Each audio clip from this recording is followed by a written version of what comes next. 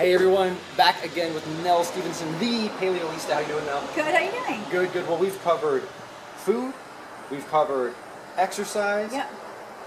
Let's talk about the other side of the equation, which is just mental health, recharging yourself, just enjoying life. Yeah, totally. And that's actually why, I'm wearing yoga outfit right now, because I think it's important that everybody has, not necessarily that they have to do yoga, but that you integrate some type of downtime, just because so many people are so high-strung and busy and working all the time and working out all the time and busy with kids.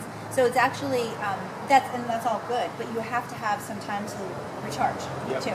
And yoga is one example of one way that you can do that. And it doesn't have to be a hardcore 90-minute power yoga class. It can be, but it can also be, if you've got a really hectic schedule and a hectic workout schedule, maybe you would be better off doing a restorative or a meditative yoga. Just something to kind of keep that mellow thing happening at some point during your crazy week. And that's been so transformative for me, Nell, as I've always been a huge fan. Like I played football, so I was always into strength training, burst training. Right. I've never been an endurance person, ever, except with work. I can endure long stretches of work.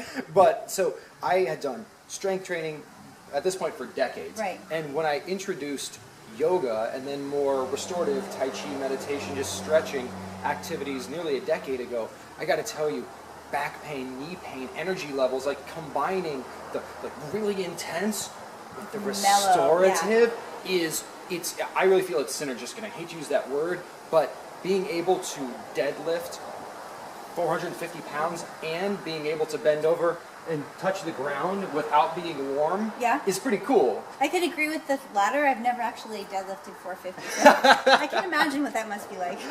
But that is because so often we have this, it's either or. But I feel like with a lot of the things we talked about with food, with a lot of the things we talked about with exercise, and now even with the emotional part, it's both and. Exactly. I totally agree with that. And it's, again, this word is, you've heard me say it a million times already, but balance, just letting your body rest and recharge is a huge part of the equation. You can't just run the candle at both ends all the time, because it will come up and bite you in the butt eventually.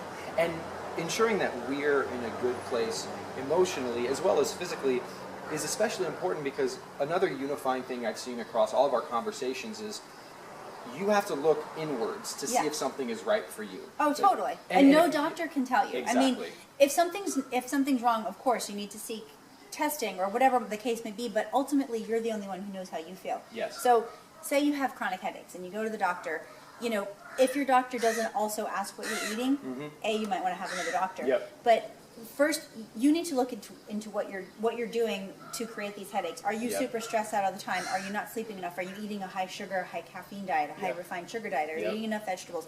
All these things should be what you're looking at as step number one.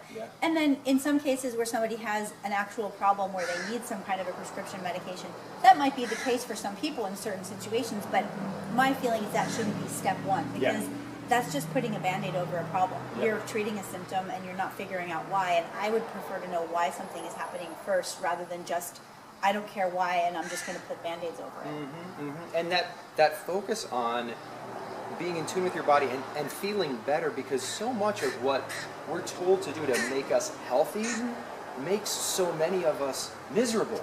And health, I always tell people that you're on the right track when you're enjoying the process. Exactly. Because if you look at what you're cooking in the kitchen, that stuff is delicious. Yeah, and it's so much fun. Yes. That cooking is my creative outlet. My art project, if you will. And there's diversity in foods, there's diversity in exercise. For me, like we said earlier, I don't like exercise. I found a modality of exercise that enables me to exercise just one day a week. I'm active, I walk around. But science has taken us so far in the past 40 years. So many of us have been educated based on what was the best science 40, 50 years ago. But just like you don't use the same phones, airplanes,